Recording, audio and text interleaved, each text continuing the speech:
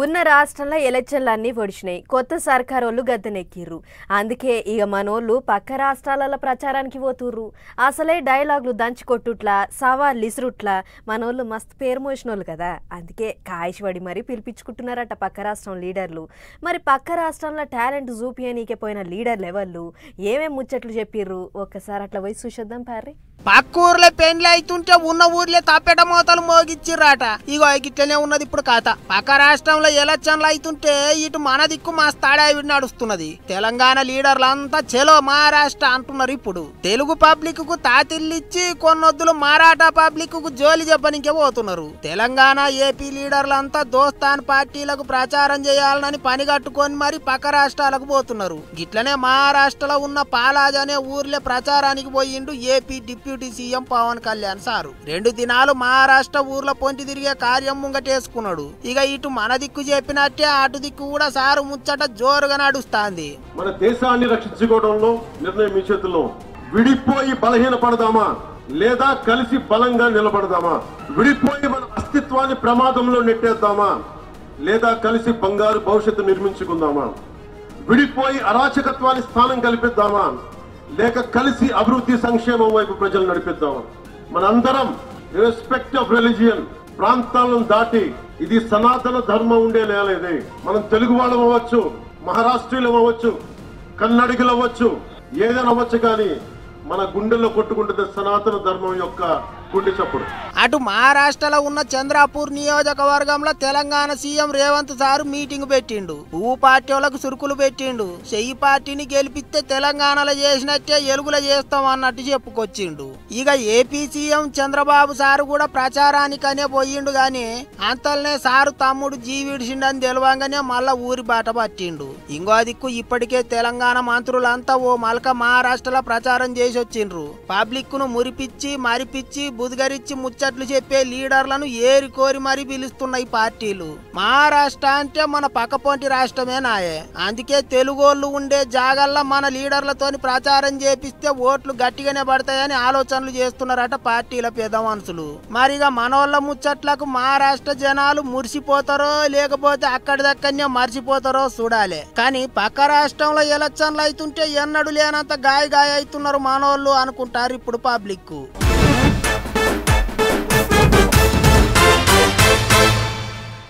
ఎవరికెవరు వెనకకు తగ్గుతలేరు. లొల్లులు, కేసులు, అరెస్టులు, కొట్లాటలు జోరుగా నడుస్తున్నాయి. సై అంటే సై అన్నట్టే నడుస్తున్నది తెలంగాణలో రాజకీయం. ఓ దిక్కు మంత్రులు మస్తు గరం అవుతుర్రు, ఇంకో దిక్కు మాజీ మంత్రులు మరలబడుతుర్రు. లగచర్ల లడాయి కాడ నుంచి షురూ చేస్తే మూసి ముచ్చట్ల దాకా రచ్చ అవుతుంది. ముచ్చట్లు సుత్లిబాములు వేలినట్టే వేలుతున్నాయి. చూడుర్రు మీరే. ఓ దిక్కు కారు పార్టీ వాళ్ళు, ఇంకో దిక్కు పువ్వు పార్టీ వాళ్ళు, ఇద్దరికి పోటీగా చెయ్యి పార్టీ వాళ్ళు ఎగబడి సాపించుకుంటారు. పాత ముచ్చట్లు కొత్త ముచ్చట్లు అన్ని ముంగటేసుకొని పోరక ఆడిపోసుకుంటున్నారు. ఇక చూడర్రి మాజీ మంత్రి ఏమంటున్నాడు. రుణమాఫీ అంటివి ఏమంటివి అన్నాడు. రుణమాఫీ చేస్తా. కేసీఆర్ ₹1,00,000 రుణమాఫీ చేస్తే మీరు రుణమాఫీ అయిన వాళ్ళు కూడా బ్యాంకు కురకండి, ఆగమాగం పొండి. కేసీఆర్ ₹1,00,000 మీకు మాఫీ చేసినాడు, నేను 2 లక్షలు చేస్తా. లోన్ తెచ్చుకోకపోతే అర్జెంటుగా తెచ్చుకోండి. డిసెంబర్ 9, 2023 సోనియమ్మ బర్త్డే, వెంటనే సంతకం పెడతా అంటివి. మరి సోనియమ్మ బర్త్డే పోయిన సంవత్సరం అయిపోయింది, ఈ సంవత్సరం రానే వస్తున్నది. ఇంకో సంవత్సరం 2023 అన్నావు, అది పోయింది. సోనియా గాంధీ గారి బర్త్డే మళ్ళీ వస్తూనే ఉన్నది ఇంకో వారం రోజుల్లో 10 రోజుల్లో. ఇంతవరకు ఏమైంది? రుణమాఫీ అంటే సమాధానం లేదు. ఎగస్ పార్టీ వాళ్ళు ఏమో రుణమాఫీ కానే లేదా అంటున్నారు. ఇటు చూస్తేనేమో సర్కారు వాళ్ళు అందరికి అప్పులు మాఫీ చేసినాము, ఇంకే వాళ్ళకన్నా కాకపోయినా అవుతాయి అంటున్నారు. రైతు రుణమాఫీ ₹1,00,000 మాఫీ చేయడానికి 5 సంవత్సరాల్లో 5-6 కిస్తులు తీసుకున్నటువంటి పరిస్థితి. అటువంటిది చారిత్రాత్మకంగా ₹2,00,000 రుణమాఫీ అయింది. కొంతవరకైనా కుటుంబపరమైనటువంటి గ్రూపింగ్ లేని వాళ్ళ వివరాలు కూడా తీసుకోబడ్డాయి. వాళ్ళందరికీ నెలలోపు క్లియర్ చేయడం జరుగుతుంది. అటు తెలంగాణ చెయ్యి పార్టీ పెబ్బ మహేష్ అన్న తత్తిమ లీడర్లంతా కలిసి హన్మకొండకు పోయిండ్రు. పబ్లిక్లో తిరిగి జోరుగా ముచ్చట్లు చెప్పిండ్రు. 19వ తారీఖు నాడు సీఎం సారు వరంగల్ జిల్లా టూరుకు పోతున్నాడట. అందుకే ముందే పోయి ఎట్టెట్ట చేయాలనో జిల్లా లీడర్లందరినీ కూర్చోబెట్టుకొని మాట్లాడినరాట పెద్ద లీడర్లు. అసలేకి నడుమ వరంగల్ జిల్లా చెయ్యి పార్టీ లీడర్లు వాళ్ళే ఖాయం పెట్టుకుంటారు. అందుకే సీఎం సారు మీటింగ్ ఉన్నదని చెప్పి ముందుగానే అందరిని ఒక్కతాటి మీదికి తెచ్చే ముగ్గురం చేసిండ్రాట. పండ్ల పని పాత సర్కారోళ్ళ మీద బాణాలు వేసిండ్రు. అన్ని రంగాల్లో ఈ రాష్ట్రాన్ని నట్టేట ముంచి తుదకి 8.5 లక్షల కోట్ల అప్పులో చేకూర్చి మా చేతికి ప్రభుత్వాన్ని అప్పచెప్పిపోయినాడు కేసీఆర్ గారు. నీళ్ల పేరిట జరిగిన దోపిడీ ఇంత అంతా కాదు. నిధుల పేరిట జరిగిన దోపిడీ, భూముల పేరిట జరిగిన దోపిడీ, అన్ని రకాలుగా దోపిడీ జరుగుతుందనే 2023లో ప్రజలు వారిని గద్దెదించి కాంగ్రెస్ పార్టీని అధికారంలోకి తేవడం జరిగింది. గిట్లా సాందు దొరికితే చాలు సూటి పెడుతున్నారు లీడర్లు. వాళ్ళు ఏం చేయలేదని వీళ్ళు అంటారు, వీళ్ళు ఏం చేస్తలేరని వాళ్ళు అంటారు. నడుమ వీళ్ళు వాళ్ళు దోస్తులే అంటుంటారు పువ్వు పార్టీ వాళ్ళు అనుకుంటారు ఇప్పుడు పబ్లిక్.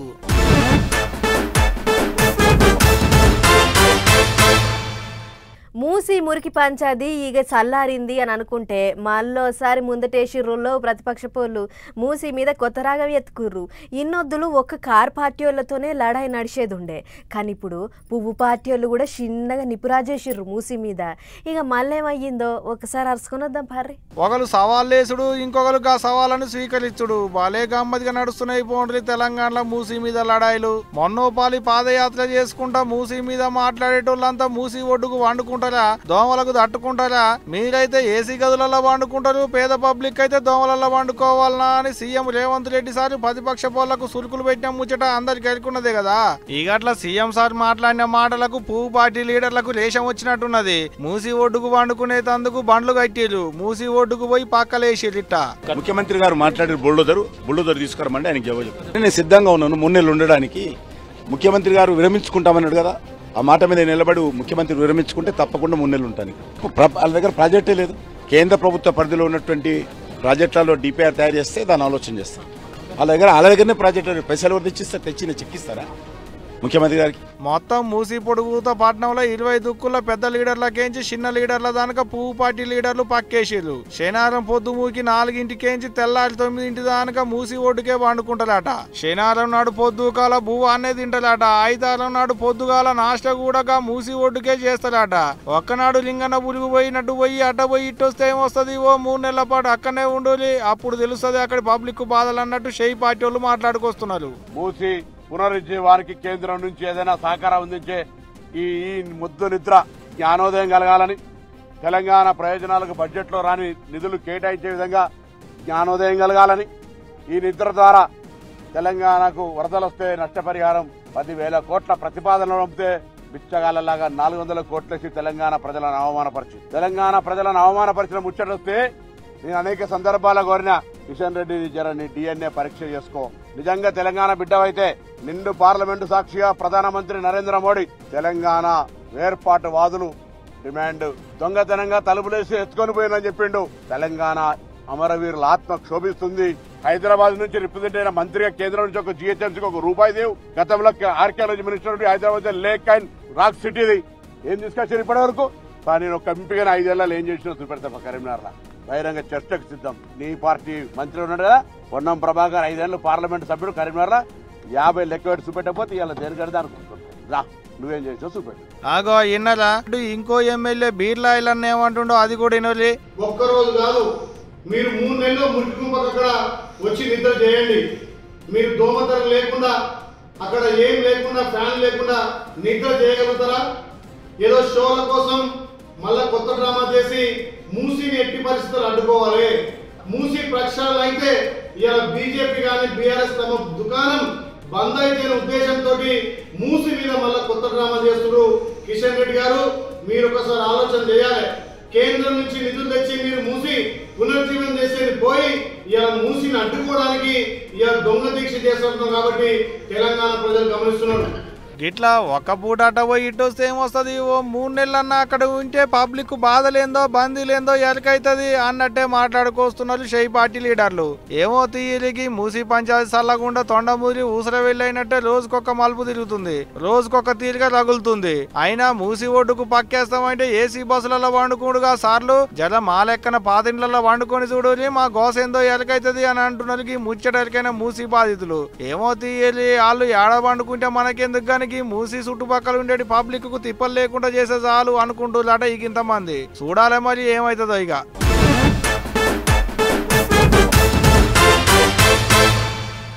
అంగట్ల కూరగాయల రేట్లు పోటీ పెట్టుకున్నట్టే మీది కురుకుతున్నాయి. నువ్వు రూపాయి పెరిగితే నేను 2 రూపాయలు పెరుగుతా, నువ్వు 5 రూపాయలు పెరిగితే నేను 10 రూపాయలు పెరుగుతా అన్నట్టే పోటీ పడుతున్నాయి. 1, 2 కాదు, దినం వాడుకునేటి ప్రతిదానికి రేట్లు పిరమైనాయి. ఉల్లిగడ్డల కాడ నుంచి తాలింపు గింజల దాకా వంట గదిలు ఉండేటి ప్రతిదీ పిరమే. కొనేటోళ్ళు కొనలేకపోతున్నారు, అమ్మేటోళ్ళు అమ్మలేకపోతున్నారు. అంగట్లకు పోయి ఏది కొందాం అనుకున్నా బగ్గు అంటున్నాయి కూరగాయల ధరలు. అల్లం ఆగం పట్టిస్తున్నది, ఉల్లిగడ్డలు కొయ్యకుండానే కండ్లల్లంగా నీళ్లు తెప్పిస్తున్నాయి. కూరగాయలనైతే మందలు ఇచ్చేటట్టే లేదనుకో రాజులిగా. మునుపటి కన్నా ఇప్పుడు ధరలు అయితే టూ మచ్ రేట్లు ఉన్నాయి. 300 నుంచి 400 మధ్యలో ఎల్లిగడ్డ ఉంది, 80 రూపాయలు 60 రూపాయలు అల్లం ఉన్నది. ఉల్లిగడ్డ 35 నుంచి 60 దాకా రేట్లు జరగడం ఉన్నది. 5 కిలోలు 10 కిలో తీసుకుంటోళ్ళు కిలో 2 కిలో కానీ సరిపెట్టుకుంటారు, కిలో ఎల్లిగడ్డ కొనేటోళ్ళు 1/4 కిలో కానీ సరిపెట్టుకుంటారు. ఈ విధంగా మేము కూడా తెచ్చే స్టాక్ కూడా తెచ్చుకొని పెట్టుకునేంత పొజిషన్ మాకు లేదు. కిలో కొనేటి కాడ 1/4 కిలో, 2 కిలోలు కొనేటి కాడ 1/2 కిలో కొంటున్నారట వచ్చేటి కస్టమర్లు. బేరాలు తగ్గినాయి అంటున్నాడు కరీంనగర్ లో కూరగాయల దుకాణం నడిపించేటికి అన్న. 500 నోటు ఇడిపిస్తే వారం రోజుల మందం కూడా కూరగాయలు దాటలేవు అంటున్నారు కస్టమర్లు. ఖచ్చితంగా ఖర్చులు ఎక్కువవుతున్నాయి సార్. ఈ రోజులలో ఒక 1000 రూపాయలు 100 రూపాయలతో సమానం అయిపోయింది.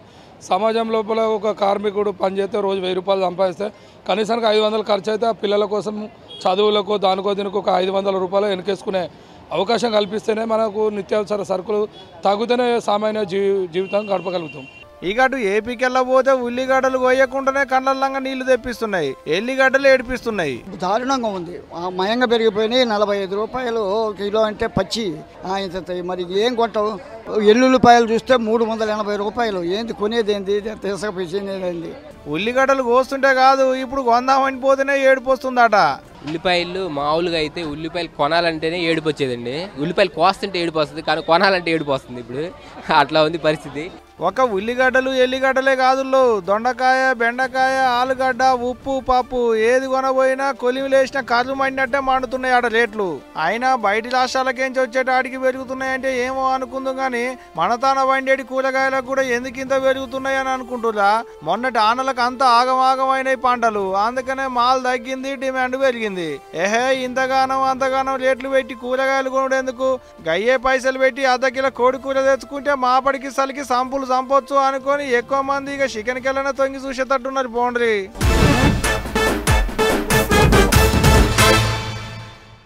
మన దేశంలో రైతులు పడే తిప్పలు రాస్తే రామాయణము వింటే భారతమే అవుతుంది. ఎందుకంటే భూమిలో ఇత్తులు పెట్టిన కాడ నుంచి ఆ పంట కోసి మార్కెట్కు వేసుకుపోయి అమ్ముకునేదాకా దినదినగండమే ఉంటుంది.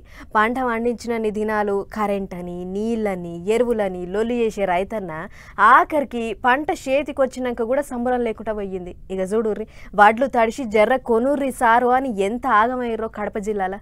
అయ్యో రైతన్న, నీ గోస పగోన్ కూడా రావద్దే. వడ్లు మొలకొచ్చి ఎట్లా ఆగమైండో రైతు. కరిగట్టు చేసిన మల్లె సల్లుతానికి తయారైతున్నట్లు ఉన్న గీ వడ్లు ఏ గోలంలో నానబోసినాయో కాదు, అట్లని మండకట్టి దినం నీళ్లు పోసినాయి అంతకన్నా కాదు. వానలు జయంగా గిట్ల మొలకలు వచ్చినాయి. కడప జిల్లా వేంపల్లి మండల కుమ్మరంపల్లి, ఇడుపులపాయ, వీరన్న గట్టుపల్లి రైతులంతా వరి పంట ఎక్కువేస్తారట. ఇక కోతకొచ్చినాక కోసి వడ్లు తెచ్చి రోడ్ల మీద ఇగో గిట్ల ఆరబోసిర్రు. అంతే 4 దినాల సంధి కుండపోత వానలు జయంగా దెబ్బకు మొలకలొచ్చినాయి. వడ్లన్నీ తడిసి ఎమ్మటికి బయటికి రాకుంటాయినాయి. మూల్గే నక్క మీద తాటిపండు పడ్డట్లు ఇప్పటికే గిట్టుబాటు ధర ఏమంత లేని రైతుకు ఈ వానలు జయంగా నోటికాడి బుక్క ఎత్తుకపోయినట్లు అయ్యింది. రోడ్డు మీద వడ్లేసుకున్నాము, వర్షం వల్ల చాలా నష్టపోయినాము. 2 లక్షలు నష్టపోయినాము. ఇట్లా రోడ్డు మీద పడి ఆరేదానికి కూడా వీలు లేకుండా పోయింది. మీరైనా ప్రభుత్వానికి చెప్పి ఏదో పంట నష్టం వచ్చేగా చూడాలని. అమ్ముకుంటే 4 రూపాయలన్నా వస్తాయని అనుకుంటే నాని నారు వస్తానికి తయారైన వడ్ల లెక్కనే అయినాయి. మా తాన గిట్లుంటే మా చుట్టుపట్టు కొన్ని 100 ఎకరాలలో ఈదురుగాలులకు అడ్డం పడ్డది. ఈ పంట చేతికొస్తదో రాదో తెలియదు గాని జర మా వడ్లను సర్కారు ఎసొంటి కొర్రీలు పెట్టకుండా కొనాలే. ఒకవేళ ఎవ్వలు కొనమంటే సర్కారే ఏదన్నా పాయమాలు ఇప్పియాలే అని అడుగుతుర్రు రైతులు. ఇక ఇదిట్లుంటే జగిత్యాల పట్నంలో వడ్ల కొనుగోలు సెంటర్ ను చాలు చేయబోయిండు ఎమ్మెల్యే సంజయ్ కుమార్ సారు. శంకులపల్లి 15వ వార్డు కాడికి పోయి సారు పూలదండేసి తయారున్న కాంటాకు కొబ్బరికాయ కొట్టిండు. అటెంక నింపుకొచ్చిన వడ్ల బస్తాను కాంటకేసి ఎంతైంది, ఏం కథ, వడ్లు ఏసొంటి తెచ్చిర్రు అని చూసిండు. ఓ తమ్మి, అరకింటకు ఇంకిని తక్కువన్నాయి, కొన్ని పట్కరా అనగానే వెనక పొంటున్న అన్న డబ్బాల ఇంకిని తెచ్చిపోసిండు. ఇక మీటర్ అందుకొని అండ్లిని వడ్లు పోసి ఎంతొచ్చింది, ఏం కథ చూసిండు. సర్కారు ఈసారి సార్నాళ్లకు 500 బోనస్ ఇస్తుందని కూడా చెప్పుకొచ్చిండు. ఏదేమైనా దేశానికి బువ్వ పెట్టే రైతుకు 500 కాదు కదా 1000 ఇచ్చినా తక్కువే అని అంటుర్రు ఈ ముచ్చట చూసిన పబ్లిక్.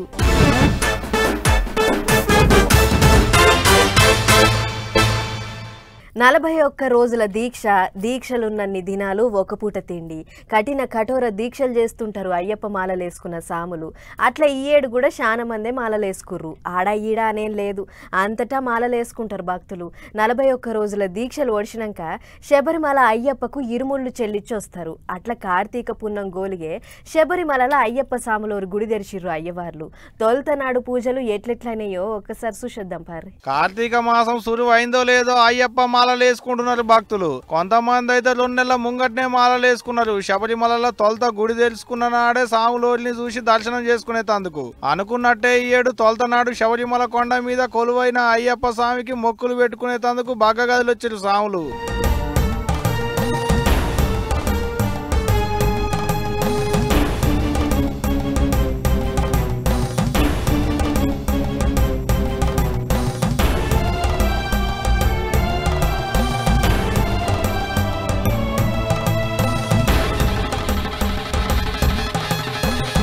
కార్తీక పున్నం గోలిక శబరిమల కొండ మీద అయ్యప్ప స్వామి గుడి తలుపులు తెరిచిర్రు అయ్యవార్లు. ముందుగాల మాలలేసుకున్న భక్తులు తొలతనాడే ఇలుముళ్ళు నెత్తిన పెట్టుకొని వచ్చారు. ఆగా చూడోరి ఎంతమంది వచ్చారో. పెద్ద పూజలు కాగానే వచ్చిన సాములు దర్శనం చేసుకున్నారు. మండల పూజలు ఇయాల్టికెంచి సాలవుతున్నాయి కాబట్టి 2 నెలల పాటు తెరిచే ఉంటది గుడి. శుక్రవారం నాడు పొద్దుముకి గుడి తెరుచుకుంటే శనివారం నాడు పొద్దుగాలికేంచే సాములకు దర్శన భాగ్యం దొరికింది. తొలతనాడు 30,000 మంది భక్తులు వచ్చిర్రు అనేది గుడి అధికారులు చెప్తున్నారు ముచ్చట. శనివారం కేంచి డిసెంబర్ 26వ తారీఖు వరకు మండల పూజలు. అటెంక 4 వద్దులు గుడి మూసేస్తారు.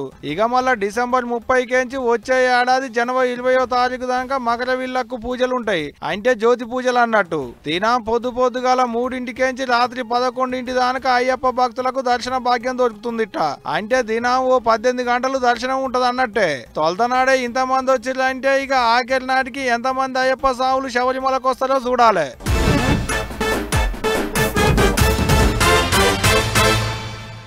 అదేం సంబరమో ఏమో గాని ఇద్దరు మనుషులు కొట్లాడుకుంటుంటే చూడనీకే భలే ఎగబడుతుంటారు పబ్లిక్. ఇంగ్లీష్ దేశాలలోనైతే మనుషులు కొట్లాడుకుంటుంటే చూడనీకే టికెట్ కొనుక్కొని మరీ పోతుంటారు జనాలు. మన దగ్గర కూడా బాక్సింగ్ అసొంటి ఆటలు చూడనీకే మస్తు మందే పోతుంటారు. అటు వాళ్ళు గుద్దుకుంటుంటే కింద నిలబడి గుద్దు గుద్దు అంటుంటారు చాలా మంది. అన్నట్టు బాక్సింగ్ అంటే యాదకొచ్చింది. ఇగో గీ ముచ్చట చూడుర్రో సరే. గుద్దుకునే ఆటల గుండన్న ఆట అంటే మనోళ్ళు పడి చేస్తుంటారు. గదే గుండన్న అంటే మైక్ టైసన్. బాక్సింగ్ బరిలకు దిగిండంటే మళ్ళీ అవతలు ఉన్నోడు ఎవడైనా సరే గుద్దుకు సుక్కలుగా అనిపిస్తుంటాయి. అయితే ఏండ్ల మీద పడ్డాయని శానొద్దుల కిందనే ఆట బంద్ పెట్టిండు. కానీ మళ్ళా ఇన్నొద్దులకు పైసలతో పని పడ్డదో ఎటనో తెలియదు. గాని 58 ఏండ్ల ఈడుల పోటీకి తయారై 27 ఏండ్ల సోర పొలగాంతో కాలేపడ్డాడు. 20 ఏండ్ల తర్వాత మైక్ టైసన్ మళ్ళా గుద్దులాటకు దిగుతాడని తెలవంగానే దునియా మొత్తంగా పోటీని చూడనికే ఎగబడ్డారు అనుకోరాదుర్రే. ఇక ఆఖరికి పోటీ జరిగింది. ఇద్దరు దమ్మ దవడలు బలగొట్టుకున్నారు. అందులో గుండన్న టైసన్ ఓడిపోయిండు.